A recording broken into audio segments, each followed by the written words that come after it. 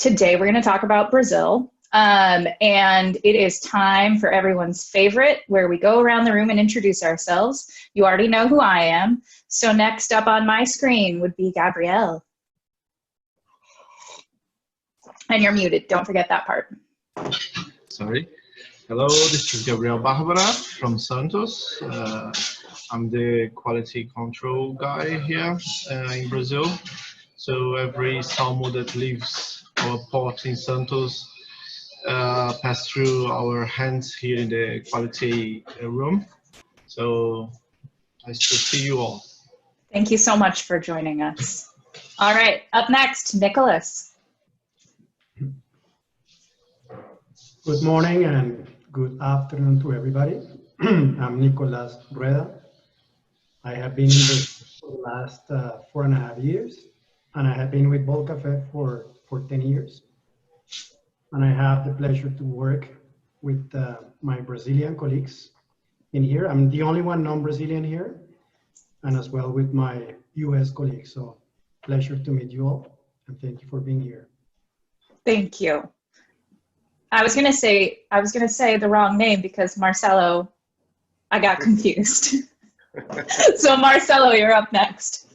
No worries, so good. Hello everybody. So my name is Marcelo and I'm in charge of specialty coffee sustainability projects, and I'm part of the trading team, and I work for Volcafe for 12 years now. Wow. Thank you for joining us. All right, Gustavo. Hello, everybody. Thanks for joining us to try to show a bit of everything that we are trying to put together to offer you from our small country around here at the south. So I'm being in Volcafe officially for the past 10 years and non-officially for the past 14 years, and responsible for the sustainability field work on all this time. Wow, thank you for joining us. All right, Rob. Hi, Rob Solkow, Digital Marketing Manager at Genuine Origin. Nice to be here. Nice to see my colleagues from Brazil. Welcome. Thank you, Rob. If you ever hit up the social media, you're gonna be chatting with Rob. He's a helpful guy. And last but certainly not least, my East Coast counterpart, Jay. How you doing? Jay Vernolikin, Genuine Origins East Coast Sales Manager, and I'm based in New Jersey. Awesome. Time to do a little bit of housekeeping before we roll into our presentation. As always, thank you so much to both our panel and all of you for joining us. It takes a lot of coordination to make this happen, and we love getting to bring people together over coffee. You're gonna have a couple polls pop up. The first one is gonna be a little bit out, but please make sure you stick around for those. If you've missed any of these webinars, we have done one for Volcafe Way, one for Guatemala, Costa Rica, Peru, and Honduras. Those are all posted on the Genuine Origin YouTube if you want to check out the video. They're also on SoundCloud if you'd prefer an audio format. So if you're curious about any of those, I highly recommend you check them out. Also, make sure you're signed up for the email newsletters so you know about stuff like this and my off-the-wall Instagram cuppings that pop up every now and again. Probably going to do something next week, so stay tuned. Ton of new coffees coming in. We're expecting our first coffees from the DR Congo and from Mexico in the coming weeks. Peru has just landed and another one's on the way. So we're working on more things for fall arrival. So bug Jay and Cindy and me if you have questions. And I think on that note, I'm going to hand it over to the Brazil team to get started.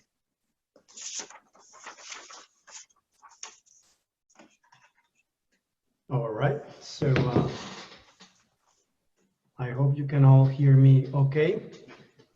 So this is going to be a little bit of Spanglish. But I'll do my best.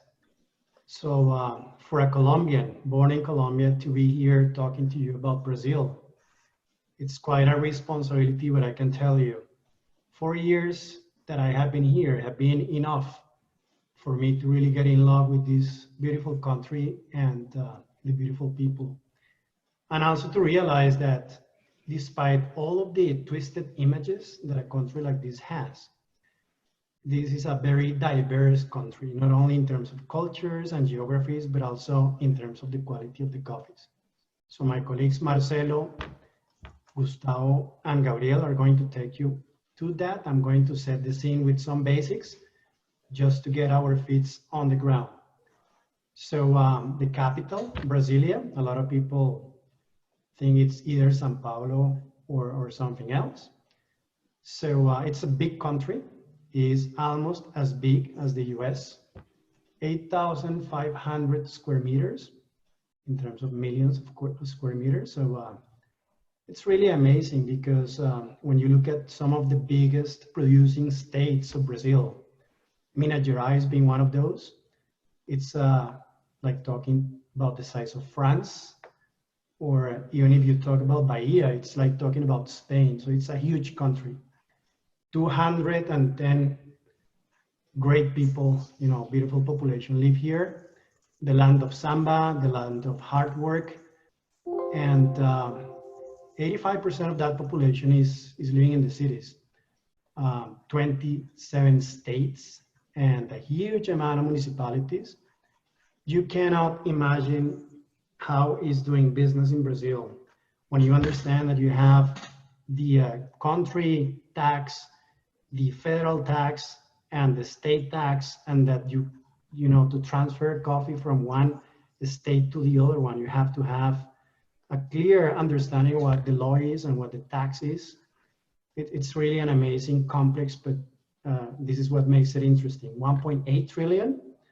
It sounds like a lot of money in terms of a GDP of Brazil as a country. But if you put it in perspective, you know, recently, about a couple of days ago, we just heard that a company that we all know, Apple, just had reached a market capital of about 2 trillion. So it's amazing to see how a big country like Brazil has a little bit less than the market capitalization of a company like Apple. 2% interest rate. This is the lowest we have seen in financial history of Brazil. Also combining with some of the lowest inflation rates.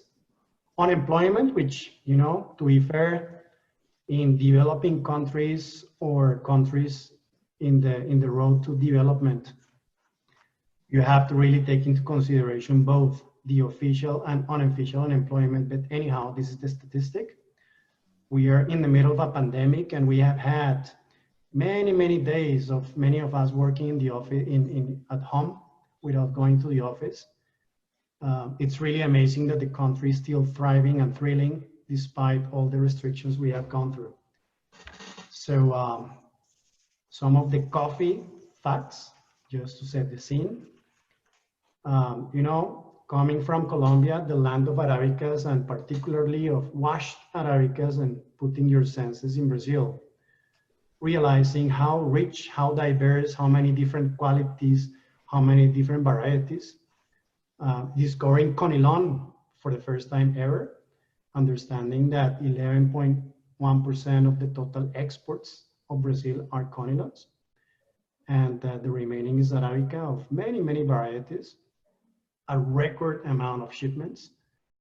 I wouldn't like to even think for a second what would be about the coffee world without Brazil right now, with a record export of 40 million bags. Just to give you a little bit of sense of benchmark, this is about a third of the total coffee exports in the world. So if it wouldn't be because of Brazil, definitely the price environment will be something completely different. This is a country that exports to a lot of destinations, 125. It is fair to say that in an average cup of coffee of the world, at least 1/3 is Brazilian. So the percentage of the total international price that goes to the farmers on average is about 81%. So it's a very competitive environment and a very transparent environment. Competition is very fierce. 17% of the total exports of the country are of sustainable or responsible sourcing programs. These are official statistics from Secafe, which is the organization that puts all the exporters together in Brazil. And coffee represents about $5.1 billion in terms of export revenue, which is about 5% of the total export bill of the country. So it is not as big as it used to be about 30 years ago, but it is extremely important for the total world. So, you know, it's really amazing to know that a country that produces now about 60 to 70 million bags has 5.1 billion of revenue. And a country, for example, like Colombia, just to give you a bit of perspective, that exports about 13 million bags, has a little bit less, like 2.8 billion. So size is not all, it's just about diversity and what we like. So some facts and figures about our company. We exported last season about 1 million bags. You know, Brazil is a country that has an internal consumption which is extremely high. It's almost similar to the consumption that you can register in the US, a little bit about 20 million bags. So we just not export only, we also provide the consumers inside of Brazil with some of their own coffees produced in their own country. And we have a very even share. So we export 1 million bags, but we also sell internally within the country about 1 million bags. We have been with feet on the ground for a long time. The first time that Bold Café entered in Brazil was in 1954. We can proudly say that we work with almost all of the producing regions in the country. In the last slide, we told you that about 17% of the total exports of Brazil were either sustainable, responsible, or with any sort of seal or program. In our case, that share is about 25%. We share the responsibility with 194 persons on the ground. I happen to be the GM of the country, and it's a great responsibility, but also a great pleasure to work with my Brazilian colleagues. We're one of the top 5 merchants. We're not the biggest. Our aim has never been about being the biggest, but doing what we do with passion and trying to do what we do properly. Still, we have about 3% of the total export share of the country.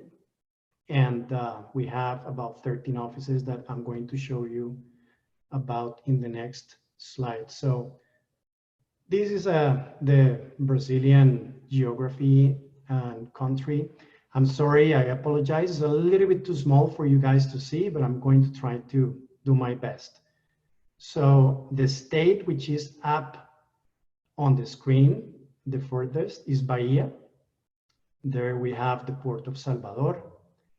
And we have offices mainly in Vitória da Conquista.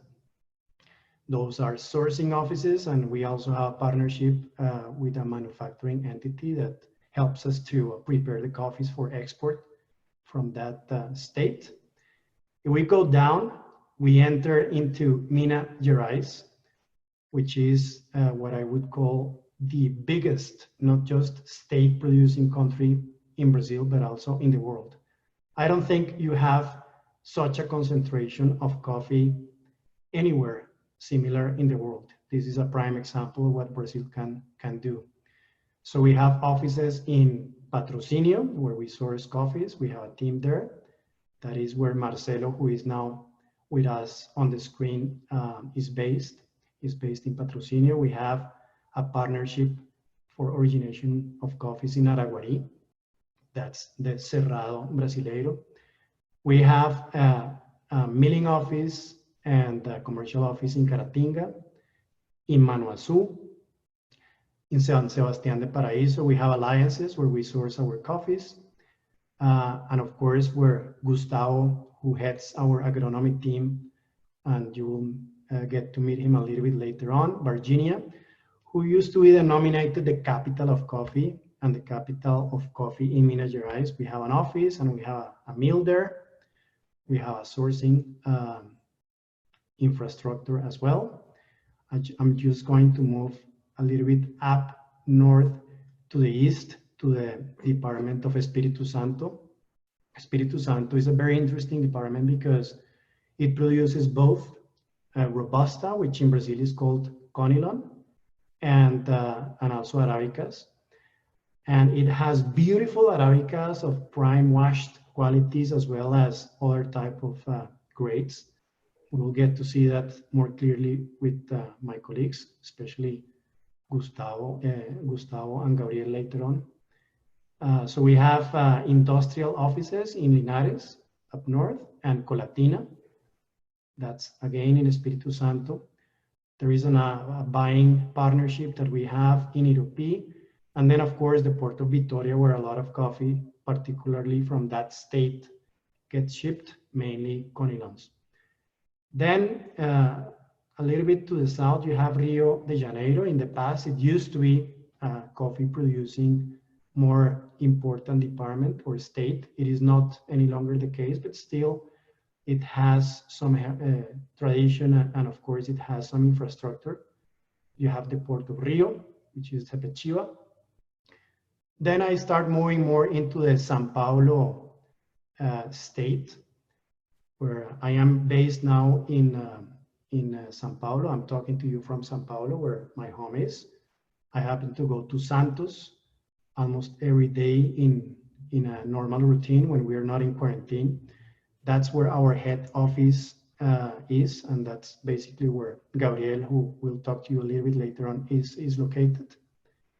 So in Santos, we have our main office. We buy coffees, we screen coffees, we grade qualities, and we do all the process relative to make sure that everything goes from the origination to the export point. So then beyond, of course, our main operations, we have sourcing stations in Franca, Espírito Santo de Pinhal in São Paulo, as well as in Leme. And then, of course, we have the state of Paraná, where Londrina, you can see on the map. You cannot read it, but you can see it. That's an alliance where we have a rep office to source coffees from there. And then, of course, you have the port of Paranaguá. I'm sorry, guys, that I have taken you so quickly to the map of Brazil, but I guess you could see that we have an infrastructure everywhere, and that dealing today with coffees is not just originating coffees. You have to develop relationships everywhere you go. So all this being said, I'm just going to give the word to my colleague Marcelo. Thank you, Nicolas, and hello, everybody. So it's a pleasure to have you guys here in this webinar. So I'm going to cover some basics of Brazilian production and field facts, and then afterwards we can come back and go deeper in any subject you want to see. So only to give a good picture of Brazil. So nowadays we have 1.9 million hectares of coffee under production. It's and we have this 1.9 million hectares under production and a bit more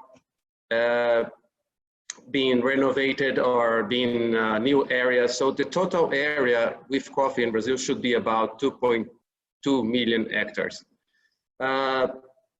We have 320,000 coffee growers, of which 86% is small growers.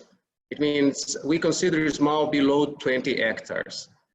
And as you can see, despite all the talks we have in Brazil and what presents Brazil as a big plantations and only huge farms is not the reality. Here we have tons of small growers as well, and they are responsible for a big part of the production. And it's not only big plantations.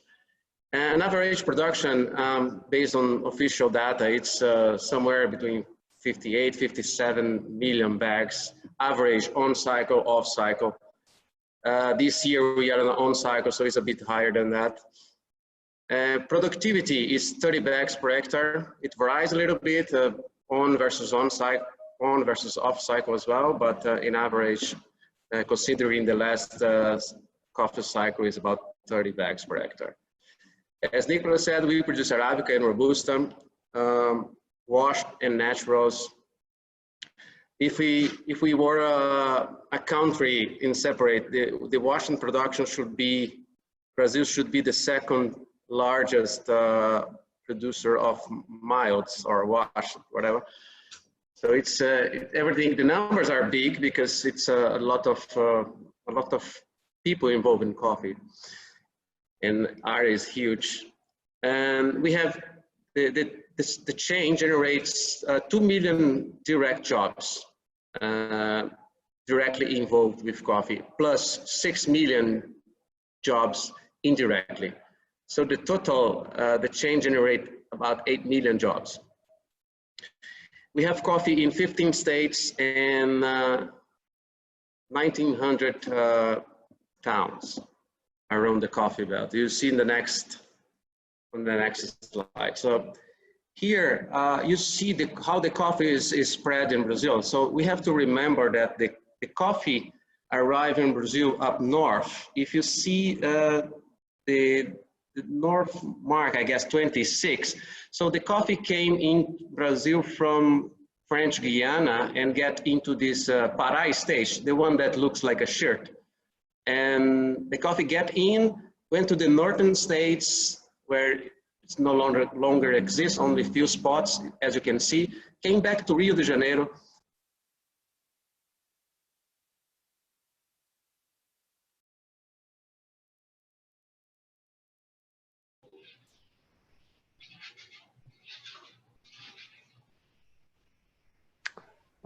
Marcelo, I think we're having a little trouble hearing you. If one of the other team members can jump in from Brazil to explain a little bit more about the slide, or should we advance? Okay, I'm here. I'm back. Oh, okay, good. Sorry. Technology happens. Yes, we are on the 10G now, so it's a bit advanced for you guys. So sorry. Don't worry. So as I was saying, so in Brazil, in this map, you can show all the diversity, and we have different microclimates. We have very well-known regions of specialty coffee, like Serra do Caparaó, Chapada Diamantina, Mantiqueira de Minas, Cerrado, which also has this denomination of origin. So in Brazil, you have one-stop solution for everything. You can find commercial grade Robustas, super high-end specialty coffees, as you wish. The next. So I put this mosaic here only to illustrate how diverse and how interesting Brazil is. And you have large plantation, small farmers, different processing methods, different fermentation methods, different drying methods. So here you can see how rich and interesting Brazil can be. And it just needs to get into that and discover all the treasuries Brazil can offer in terms of specialty coffee. And even if you don't want specialty coffee, but you want a premium coffee, Brazil can offer in a very good way. So in this mosaic, you can see all the faces that Brazil can have. So mountains region, flat lands, and so on. Next. Great. So about our quality control, we in the head office of Brew Café, we are 4 team graders who works with this. You can see the lab, very well equipped. In each of our buying stations, there is similar quality control with all equipped laboratories for testing the coffees that we are about to buy. And any of the coffees bought in Brazil, they all come to Santos for the quality to take a deep control on it. So we have multiple evaluations on each coffee we buy from actually the moment that we buy the coffee until the coffee is shipped. We've been through that coffee and copied that about 6 or 7 times.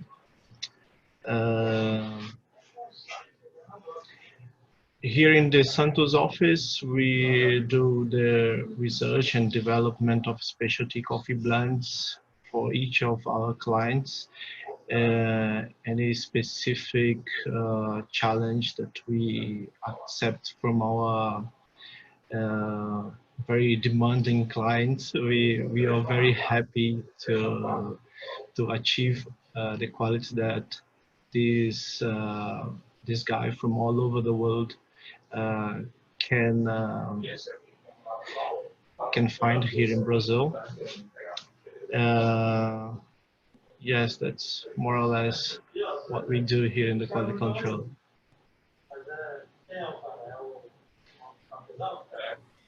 So basically, coffee purchasing, coffee trading has been the same for many and many years. The different actors from the chain always had very well clear the roles that they have to play to have the success between the production until the cup of coffee at home or at the coffee shop. So basically, since 2015, we just changed it a bit with a program that nowadays we call Volcafé Way. Nowadays, I mean, since 2015. So basically, it goes through, it's not only purchasing coffee with the features that the farmers just deliver to us. It's try to understand a bit better, to get in the gate of the farm and try to give to help with our knowledge, whatever the farms need to be supported in all the pillars to be to reach actually the sustainable profitability, because it's not only to purchase with a good price, to teach farmers how to provide a sustainable coffee, speaking about the social and environmental aspect. But we have today 10 technicians that visit daily, one or more than one farm per day, of almost 600 farmers that we support in Arabica, and not speaking about Robustas, but we provide technical support basically to teach farmers to be profitable. So we basically try to understand the usage of the inputs, the resources, and we put all together. We just prepare budgets and cash flow. And so after that, after the farmers realize that they are being profitable or not, because if not, we just try to adjust some specific features within the farm. And exactly right after that, we try to speak about sustainability. So basically we have 3 KPIs, 3 main pillars, that it's to increase the productivity, to try to help they to be more efficient, to have more efficiency at the use of the resources, and as well as try to improve the percentage of high quality coffee. So the mix of everything we expect to make farmers more profitable. So basically we work in 8 regions in Brazil, and we are already covering 67,000 hectares.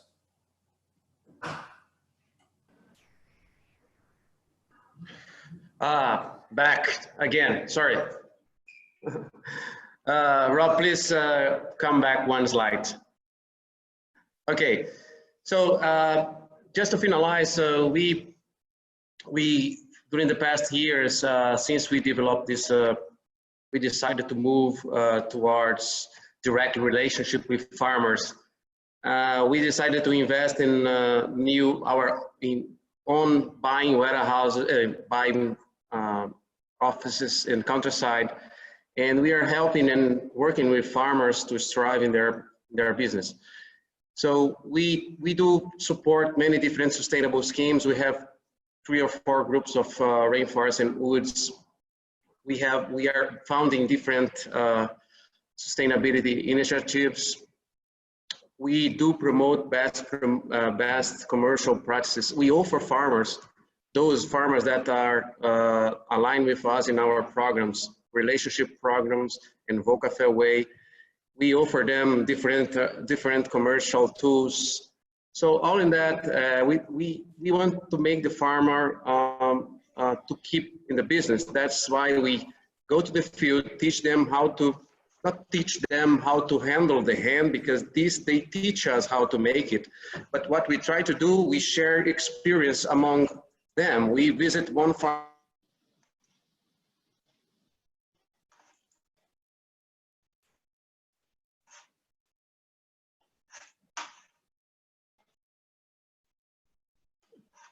Did we lose Marcelo?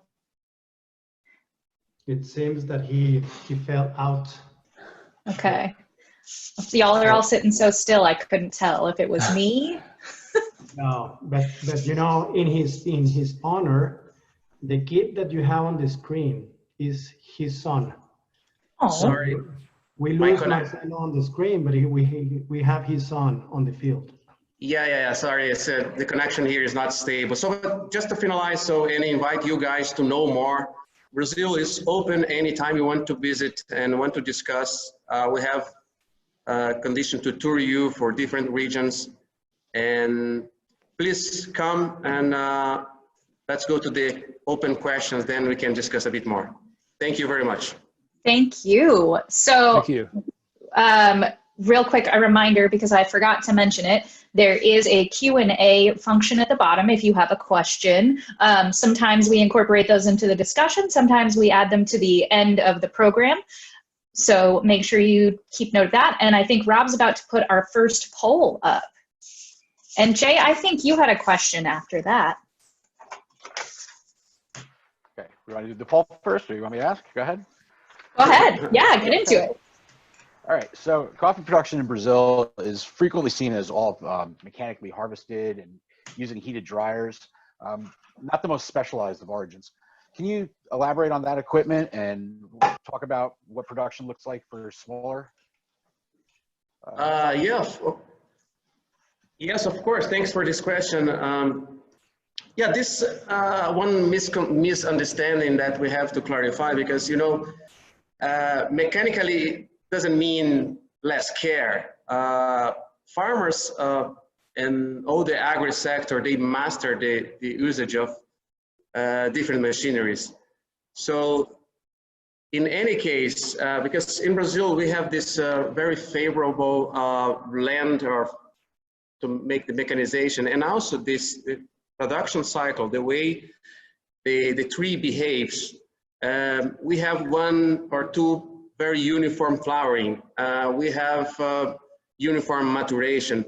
Our harvesting window is very short, so we have to rush and make it at once, and otherwise we lose the time, and then the coffee can fall on the ground and spoil the quality.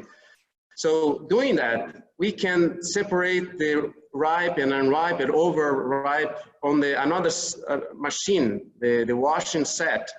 So all the mechanization is a need in Brazil, because we need extensive land, and even for small growers, if they are not full mechanized, they are partially mechanized. Even those guys that are on the hill, they need to have somehow mechanization to make their day-to-day operation, not only the harvesting. So the farmers are also, they can make selective harvesting by harvesting machines. So they can, I will show a picture later on. And when the farmers take part of the stickers in the harvesting machine, and then they go first on the top of the tree, and then they come back on the middle of the tree, and so on. So it's a very adaptive process. So we cannot afford to have one picker going only for the ripe cherries. This is a reality. And again, it doesn't mean that lower quality or similar thing. So that's very interesting, Marcelo. You know, getting the cherry off of the tree is one thing, but getting it to our offices, to our factories and mills is another. And I know that every origin seems to have its own way of acquiring coffee from farmers. I know in Kenya, obviously, most coffee is bought on the auction. In Honduras, I know our team is bucking the trend by going direct to farmers, but in general, Honduras is more of an intermediary country. How are things done in Brazil? How are you working with farmers directly? Yeah, we try to establish direct relationship as much as we can, because is that the way we get the right quality and avoid some prior blendings. So the idea to go directly to the farm is to have access to the best quality, but still the role of brokers is very important. The role of cooperatives is very important. And the role of comerciantes or intermediaries is also very important, because imagine that we have 320,000 coffee growers in Brazil, and we have a small commercial team. And we need liquidity, we need capillarity to access as much coffee as we can. And we cannot do that without these intermediaries. But of course, we have our very close group of farmers like Vocafé Boi cluster, where we put all these closer farmers and we start to create this direct relationship, and it's organically growing as we get aware, get to know each other, and we propose new things. We can offer them long-term contracts 3 years ahead. So this kind of commercial relationship is flourishing as soon as we get the direct access to the farmer. Very cool. One of the things I was really interested in that you talked about in the PowerPoint was terroir and the idea that Brazil is kind of a one-stop shop for coffees. So to tie that back into genuine origin, I would love to talk a little bit about how Salmo came about. It's a really popular coffee for us, and I would also love to hear a little bit about how terroir factors in, what kind of differences you see in coffees. I know that's a big question, and it's going to take a few people, but let's get into it. Well, let me start then. I'm not sure if everybody knows the history of the Salmo, but Salmo was created back in the 2000s, in the early 2000s. It was Cerrado, Mogiana, and south of Minas coffee. And by the time we look to unite the best flavors of each regions, the sweet and softness of Cerrado, the body from Mogiana, and the acidity from south of Minas. More recently, we accepted the challenge to do the Salmo Plus for genuine origin. So, and we decided to make it very more selected, and with only producers that we have a close relationship with. And then it started with basically coffee from Cerrado region, and coffee in Gabriel. Yes, Marcelo.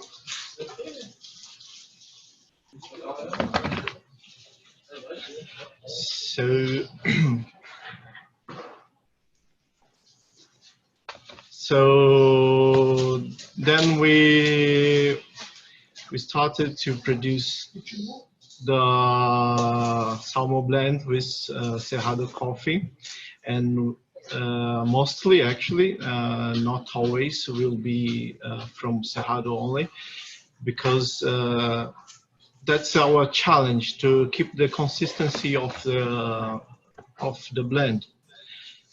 But in Brazil, it's a big country with many producers doing so many nice coffees. We can, the consistency is our challenge, and we try to do our best. And I'm not sure if I answered your question. No, that was great. I was interrupted in a minute. Sorry. Marcelo, did you want to add something? No, that's fine. I wanted to tell Gabriel that there was a huge noise behind him, and then Sorry. I dropped. It was out of the Okay. system. No worries. No, that's, you know, I think we've been really fortunate to have Salmo in our lineup, and it's it's so popular and versatile. And it's like, I just tell people every year, I'm like, it's some kind of variation of a peanut butter cup. Just trust that. It changes a little bit, but yeah, cool. Thank you. You're welcome. Rob, I think you had a question, or no, Jay. What are some of the hurdles that you've run into with Volcafe Way and Genuine Origin, and how have you dealt with those hurdles? Oh, actually, in general lines, Brazilian farmers, they are very aware about almost everything that involves coffee farming, right? They are not fully in full knowledge of all the process. That always something that we can add, technically speaking, in special at the coffee farming as a business, right? So you have a lot of people reaching farmers, like input sellers. You have particular private technical assistance also. So the blend of everything, it's very challenging. So how to, if the farmers are making good profit, how to try to make them better in sustainable practices, in improving quality or improving productivity. So it's not easy to convince farmers, to show farmers that they could do even better, because they are doing it for 30, for 50 years, for 70 years, and it's working fine. So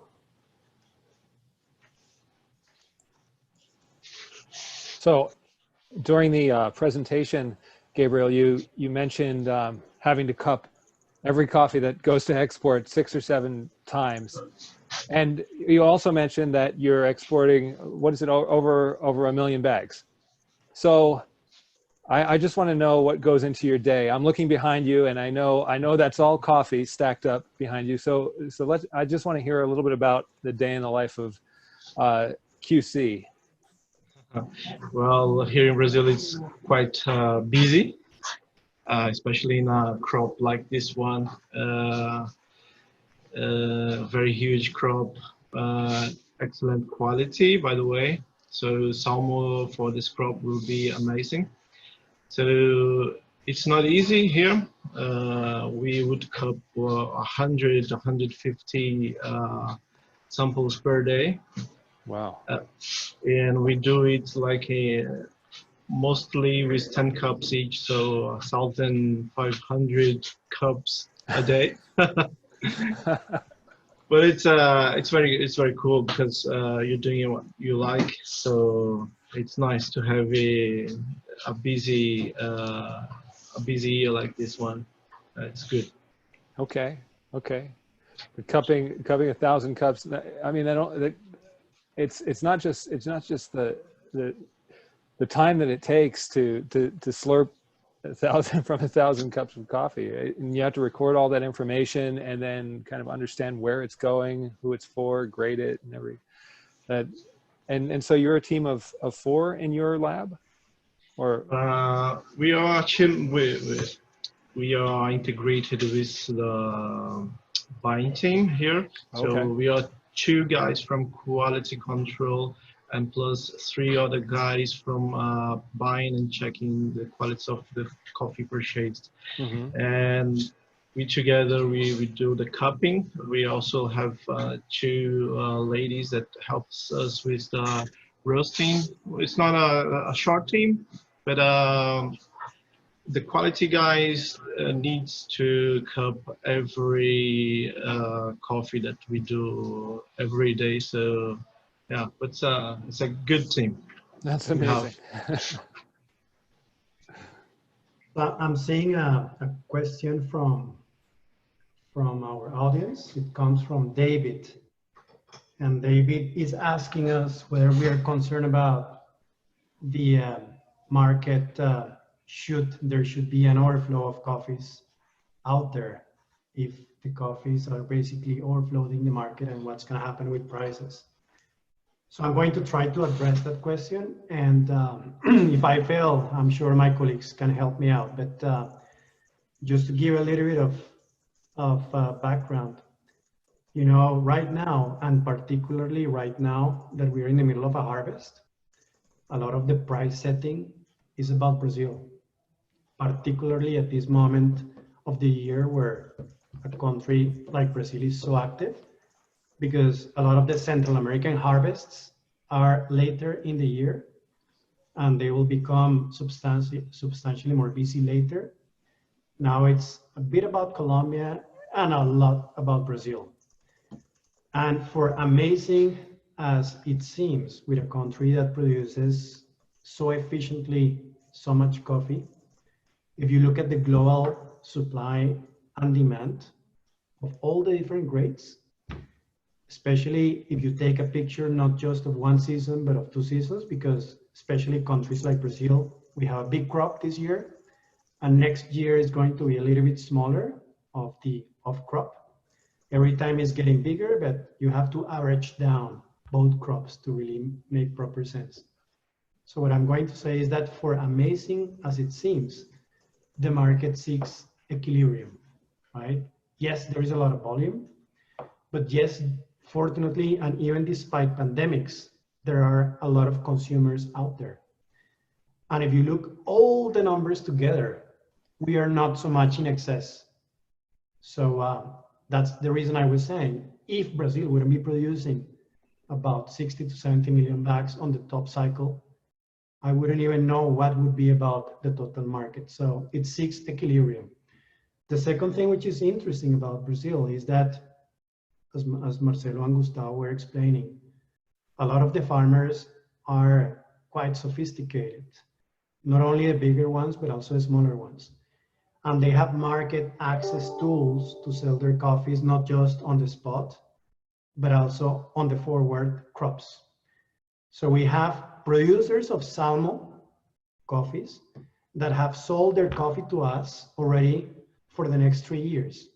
Coffees that are not even in the project yet, but already they have been marketed. So because of faithful consumers and buyers of the products like you guys, the great teamwork of our colleagues in the US and here in Brazil, we're able to put all the mechanics of the market together.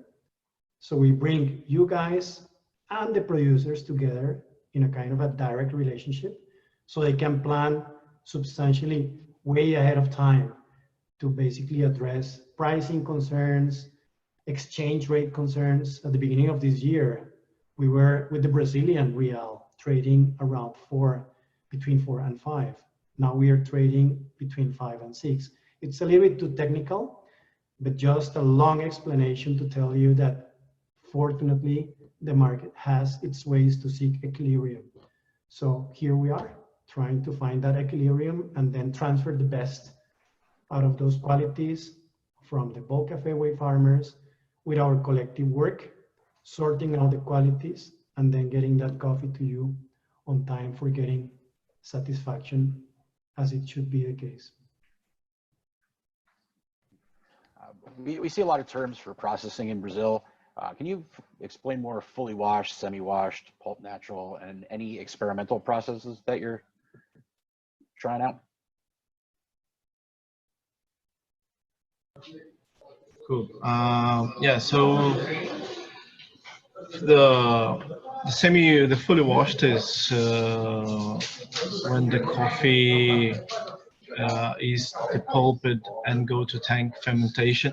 So here in Brazil, it's increasing, but it's not the big process that we do. Most commons are the natural coffees and also the semi-washed and pulped natural. semi-washed and pulped natural. Sometimes it's quite similar process. And it is a way in between the natural and the fully washed. When you pulp the coffee and you put it to dry, not passing through the tank fermentation. About the different ways of processing this new fermentation anaerobic, I would like to call Marcelo to help us. He's more in the field side, and he knows what's going on with this new generation of processing coffee in Brazil. Hello, Marcelo. So yes, this the fermentation process, we are seeing a lot of that, and there is also very interesting things going on the artificial flavorization, if we can call that way. So people are fermenting coffee with orange, with grapes, and cinnamon. So it's something that we see, but we do not see it as a good way because it's artificial flavor. But yes, we see very interesting experiences going on, and Brazilian farmers are very dynamic. Wherever they feel that there is a market opportunity, they go there and test and do and make it happen. So on that mosaic of pictures I share with you guys, I put one of the pictures that the guy.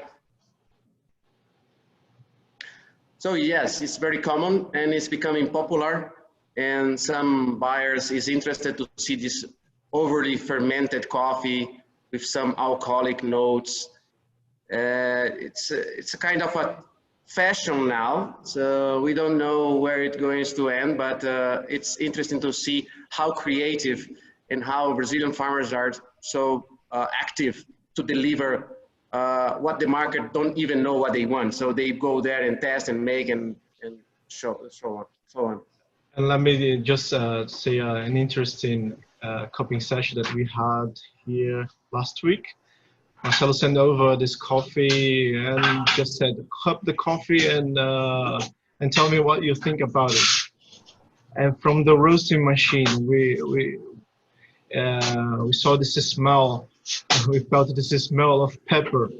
And wow, this is amazing coffee, very interesting, very different. And which coffee is this, Marcelo, with so much red pepper flavor and taste? And he said the coffee was fermented together with orange. Wow. But it was a nice coffee. Yeah, and this is something that people are trying to go to quality contests. It's a very controversial subject, but there are a lot going on. And you see farmers resting their coffees on huge barrels under the trees and let on the middle of the forest for 3 days and so on. You see crazy things going on. Well, on that note, we are running short on time, and just to kind of button everything up, what should we expect in the next year? What are y'all excited about? And like 30 seconds to spend on Josh's question about what happens if a major drought hits and wipes out coffee. So if you can address that in like 2 minutes. Correct. So I just saw the question. Yeah, let's say some very hard drought with Brazil again, but the salmon supply is not in risk. Of course, we may see some supply chain, and we can deliver that anyway. That's one of the advantages to have a very strong and connected supplier with the roots of the business, because we are there, we know where it's producing.